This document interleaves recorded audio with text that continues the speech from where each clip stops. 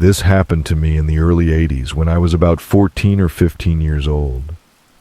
I lived on a quiet street in the suburbs of my city, in a small place you wouldn't call the countryside, but close, in a Spanish island of the Atlantic Ocean.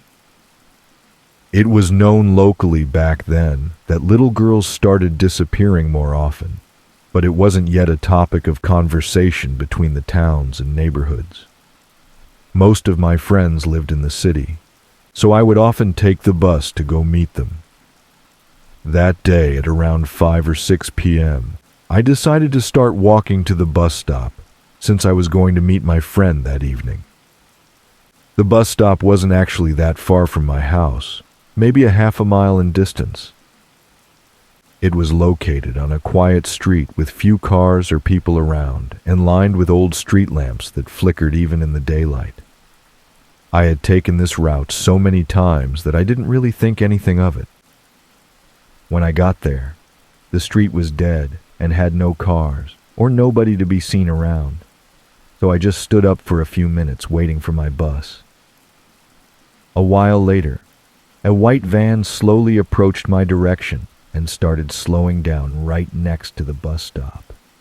I didn't think much of it, like maybe they were just parking or looking for something. But then two men got out and started walking towards me. One of them looked normal enough, but the other man caught my attention because his face was kind of deformed, with one hollow eye socket where his left eye should have been. His other eye locked onto mine, and the intensity of his gaze made me freeze on the spot. Before I could even process what was happening, they had a hold of me. One grabbed my arm with a grip so tight it felt like my bones were going to snap, and the other wrapped his arm around my waist, dragging me towards the van. Neither of them said a word, although to be honest, their silence was worse than anything they could have said. I started screaming and kicking as hard as I could, but there was literally nobody I could see around. I remember I even started yelling, "Fire, fire!" since my mom had told me it was like a code for people who were getting abducted.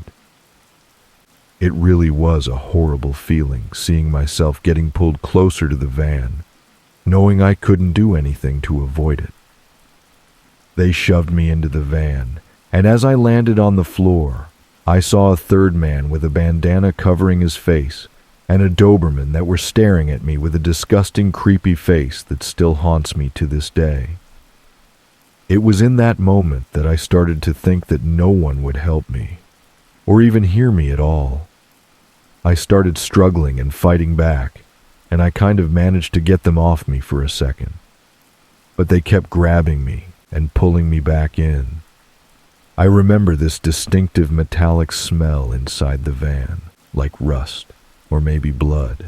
I felt like probably the luckiest person on earth when, out of nowhere, my older brother showed up. He didn't live with us at the time, so coincidentally he was probably visiting us that day. I don't really remember why he was there. He started yelling and throwing punches at the men. In the struggle, they let go of me, and I managed to pull myself free and back away. The men seemed to be caught off guard. After a few seconds of fighting, they ran back to their van, slammed the doors, and sped off. Right after that moment, we ran home and I started crying in desperation. The walk home was hard, since my legs were shaking nonstop. I felt overwhelmed and couldn't really process what just happened to me. People who have experienced something similar to this know how shocked and paranoid you start feeling after this. We reported it to the police later that night, but they didn't do much. Things like this weren't taken very seriously back then. To those men, let's never, ever meet again. This happened over a decade ago when I was 12 years old. I live in a small town in Oklahoma, and in my neighborhood the houses are fairly spread apart, separated by woods. It was a school day, so my grandma picked me up from school and brought me home. This was the first year that I got dropped off at my house alone. Before this, I would just go to my grandma's house after school. I would get dropped off at around 3 p.m., and my parents would be home around 4:30. Not that big of a deal. Today, for some reason, my dad wasn't going to be home until later, around 7. And my mom, a teacher, wouldn't be home until around 8 p.m. because she had parent-teacher conferences at the school. This happened in early fall, so it wouldn't even be dark until like 8:30 p.m. I did what I usually did when I got home. I ran upstairs, got on my Xbox 360, and played Minecraft with my friends. Today, it was just me and my friend Seth. I was playing for about 2 hours when I heard a car door shut in my driveway. No one should have been here until like 7 p.m. My house is set up to where my upstairs has windows that look over my driveway. So with my mic on and controller in hand, I went to the window to see who it was. Maybe my dad got home earlier than expected. I looked outside. It was a red truck. No one I know drives a red truck. The person pulled into the middle of my driveway sideways, like he owned the place. When I looked out the window, I saw a man with a hat, wearing a big camo hoodie and jeans. It was September, so no one should have been wearing a big hoodie and jeans in Oklahoma. By the time I looked, he was already almost out of view, going up my walkway to my front door. I thought maybe it was one of my dad's friends, or someone my dad hired to do something, but he would usually tell me if someone was going to be coming over. Soon after, I hear a knock at the door, then another.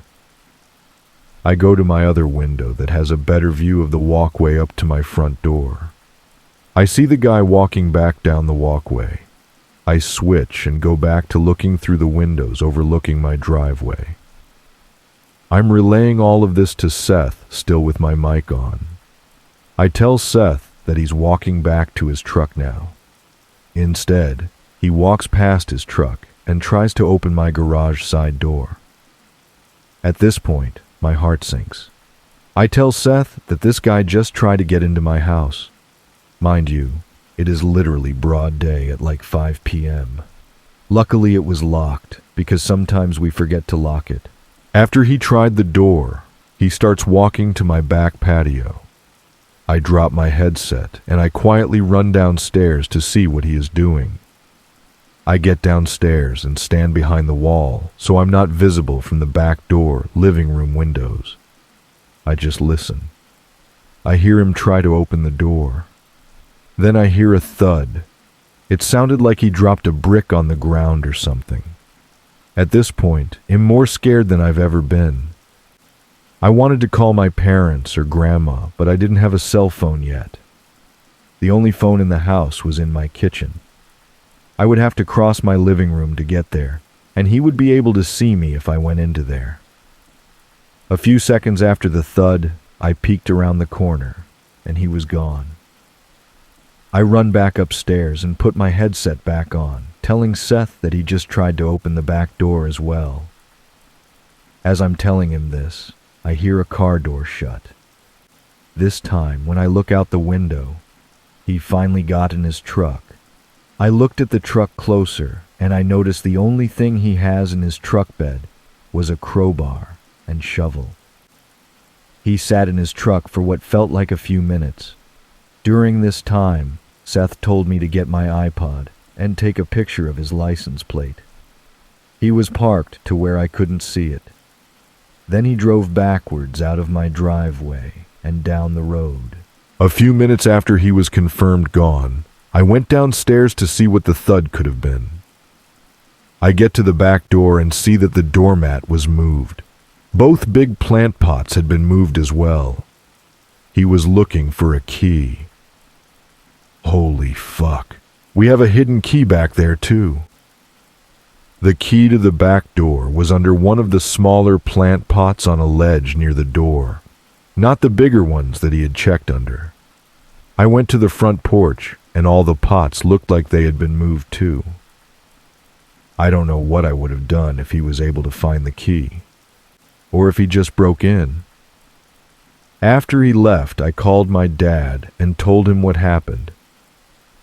When my dad got home, he had a cop come over, and I told him what happened and gave him a description. The guy never came back. For privacy reasons, I won't give my name or age.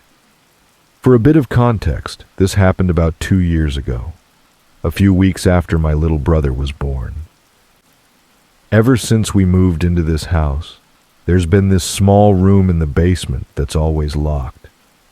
To show you how little anyone uses it, I don't even know what's in there. But I've always assumed it's just utility stuff like meters or something. The room is really tiny, barely big enough to lie down in. Now, let's get into it. My parents went away for a weekend together, leaving me, my older sister, and my baby brother, who was just a few weeks old at the time, at home.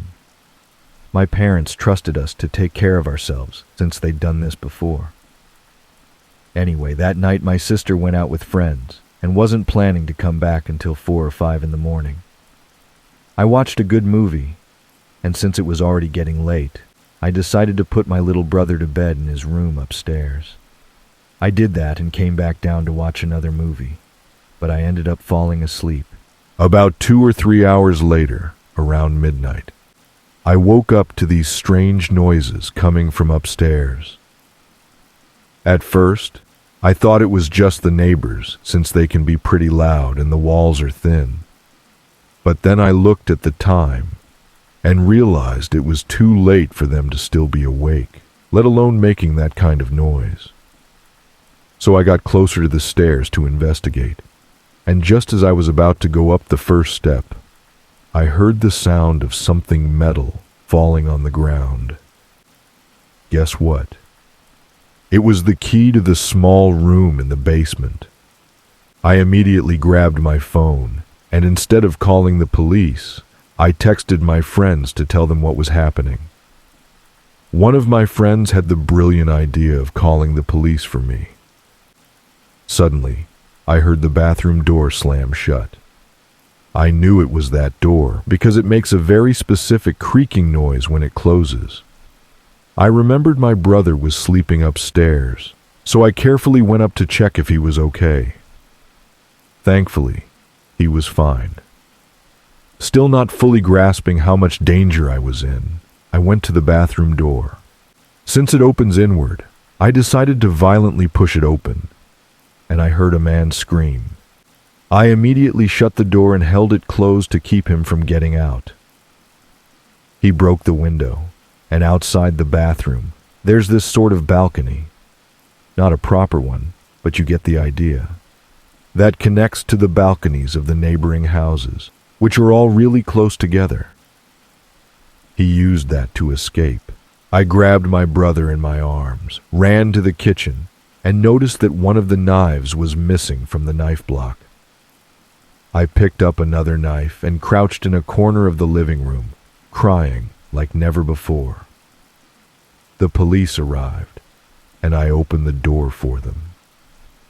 When they searched the house, they confirmed that the bathroom window was broken, and I had hit the guy so hard that there was blood on the floor.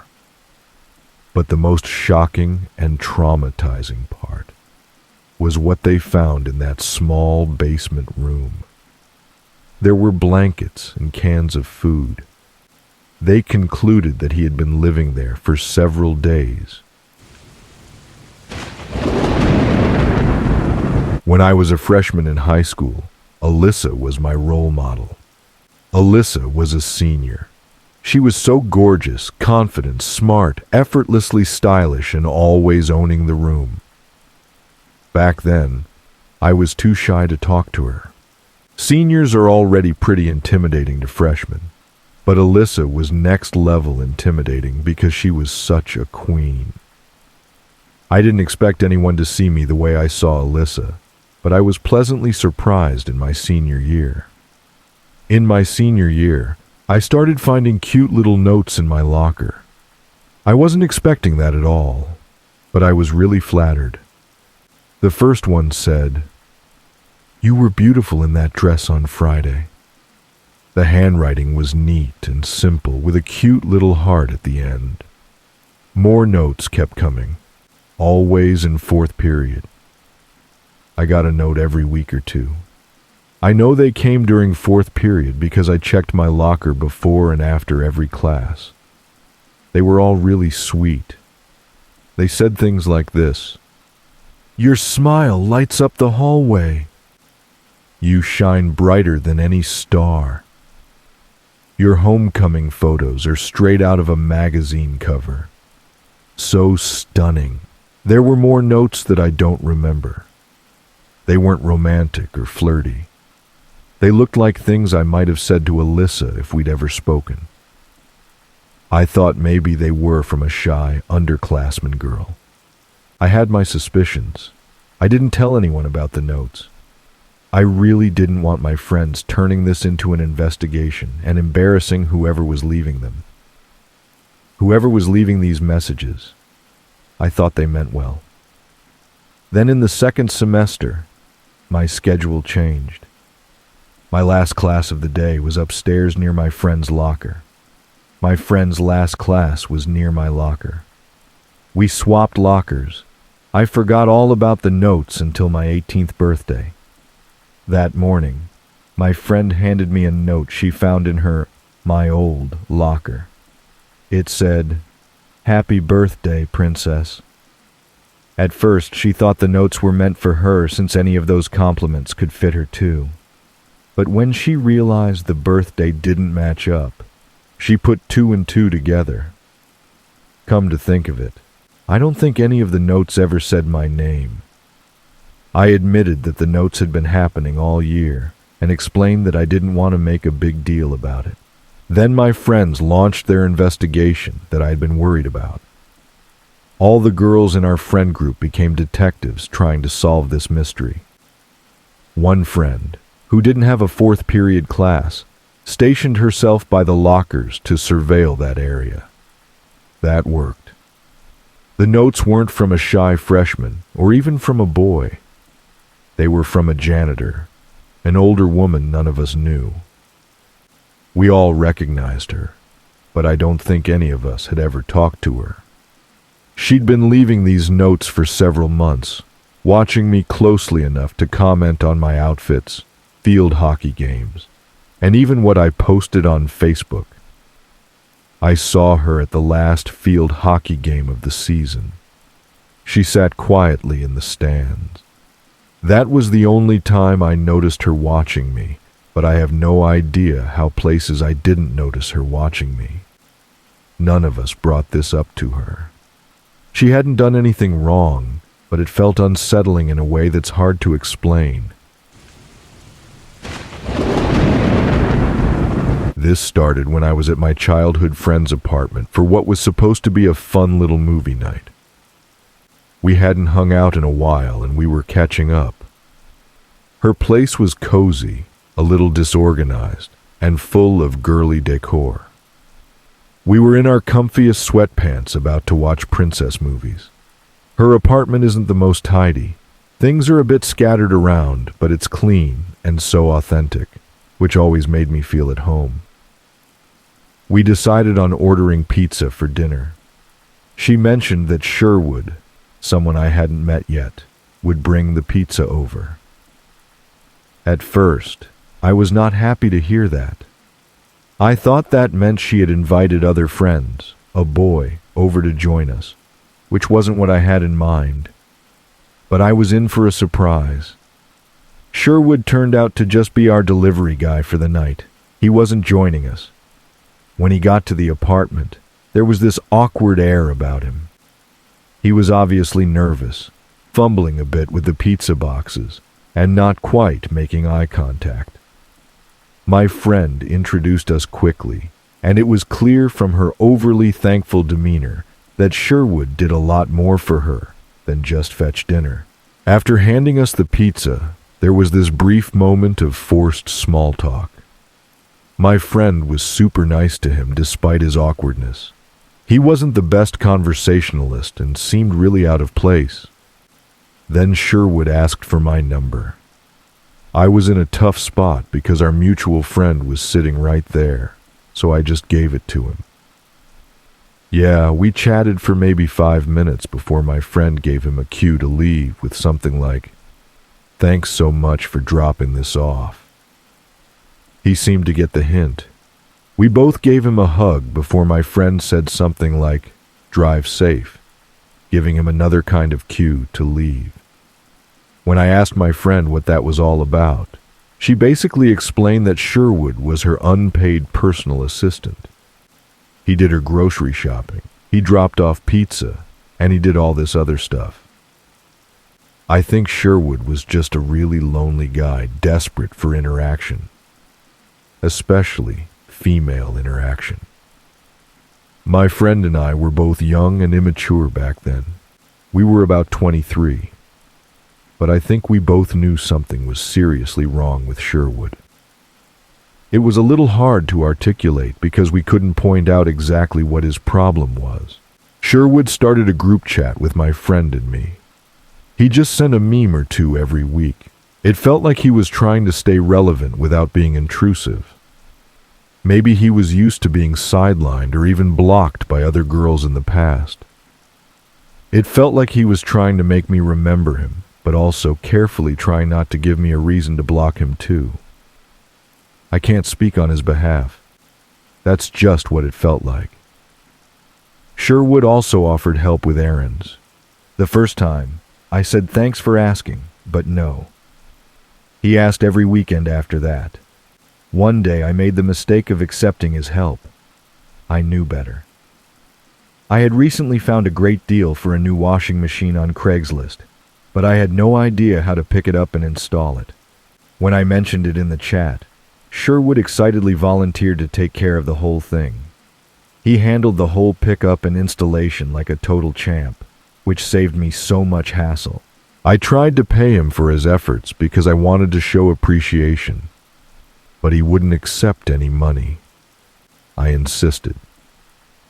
Eventually, he suggested that I could repay him by joining him for a hike. Like what? I was uneasy about this. It felt a bit too personal, and almost like it could be mistaken for a date. But Sherwood framed it as nothing more than a friendly outing, like a transaction to balance out the favor. I agreed to the hike. I rationalized it by telling myself it was fair trade for installing the washing machine, and that it was genuinely a form of payment, especially since I didn't think he had too many friends. This hike felt like maybe a way for him to have some companionship. I thought it might be nice helping him. Part of me was still uneasy about spending time with him in such an isolated setting. The day of the hike, Sherwood picked this trail that was nearby. I had been there before. It's gorgeous. As we walked along together, he chatted about ordinary things like work, the weather, and his hobbies. Everything seemed normal until he suggested we go off the main path to see something special he wanted to share. Like what could that even mean? We reached this secluded spot, and there, oh my gosh, was a dead body. My heart pounded so violently as Sherwood stood there, so eerily calm and nonchalant. The casualness in his demeanor made me feel even more uneasy. It felt like he wasn't just showing me a dead body, but also revealing this darker side of himself. It smelled bad, but not like in the movies.